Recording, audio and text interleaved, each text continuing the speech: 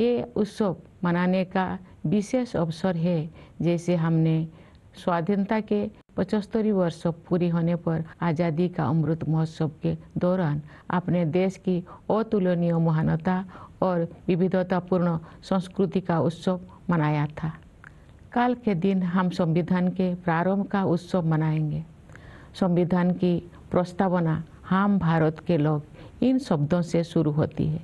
ये शब्द हमारे संविधान के मूल भाव अर्थात लोकतंत्र को रेखांकित करते हैं। भारत की लोकतांत्रिक व्यवस्था लोकतंत्र की पश्चिमी अवधारणा से कहीं अधिक प्राचीन है। इसीलिए भारत को लोकतंत्र की जननी कहा जाता है। एक लंबे और कठिन संघर्ष के बाद 15 अगस्त 1947 को हमारा देश विदेशी शासन से मुक्त हो गया, लेकिन उस समय भी देश में सुशासन तथा देशवासियों में निहित क्षमताओं और प्रतिभाओं को उन्मुक्त विस्तार देने के लिए उपयुक्त मूलभूत सिद्धांतों और प्रक्रियाओं को स्वरूप प्रदान करने का कार्य चल ही रहा था। संविधान सभा ने सुशासन के सभी पहलुओं पर लगभग 3 वर्षों तक विस्तृत चर्चा की और हमारे राष्ट्र के महान आधारभूत ग्रंथ यानी भारत के संविधान की रचना की।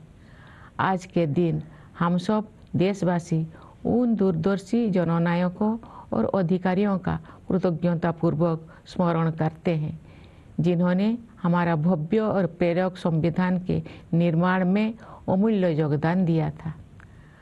हमारा देश स्वतंत्रता की शताब्दी की ओर बढ़ते हुए अमृत काल के प्रारंभिक दौर से गुजर रहा है। ये एक युगांतकारी परिवर्तन का कालखंड है। हमें अपने देश को नई ऊंचाइयों तक ले जाने का सुनहरा अवसर मिला है। हमारा लक्ष्यों को प्राप्त करने के लिए प्रत्येक नागरिक का योगदान महत्वपूर्ण होगा। इसके लिए मैं सभी देशवासियों से संविधान में निहित हमारे मूल कर्तव्यों का पालन करने का अनुरोध करूंगी। ये कर्तव्य आज़ादी के 100 वर्ष पूरी होने तक भारत को एक विकसित राष्ट्र बनाने की दिशा में प्रत्येक नागरिक के आवश्यक दायित्व है। इस संदर्भ में मुझे महात्मा गांधी का स्मरण होता है। बापू ने ठीक ही कहा था, जिसने केवल अधिकारों को चाहा है, ऐसे कोई भी प्रजा उन्नति नहीं कर सकी है। केवल वही प्रजा उन्नति कर सकी है जिसने कर्तव्यों का धार्मिक रूप से पालन किया है। मेरे प्यारे देशवासियों, गणतंत्र दिवस हमारा आधारभूत मूल्यों और सिद्धांतों को स्मरण करने का एक महत्वपूर्ण अवसर है। जब हम उनमें से किसी एक बुनियादी सिद्धांतों पर चिंतन करते हैं तो स्वाभाविक रूप से अन्य सभी सिद्धांतों पर भी हमारा ध्यान जाता है। संस्कृति, मान्यताओं और परंपराओं की विविधता हमारे लोकतंत्र का अंतर्निहित आयाम है। हमारे विविधता का ये उत्सव समता पर आधारित है, जिसे न्याय द्वारा संरक्षित किया जाता है। ये सब स्वतंत्रता की वातावरण में ही संभव हो पाता है। इन मूल्यों और सिद्धांतों की समग्रता ही हमारी भारतीयता का आधार है।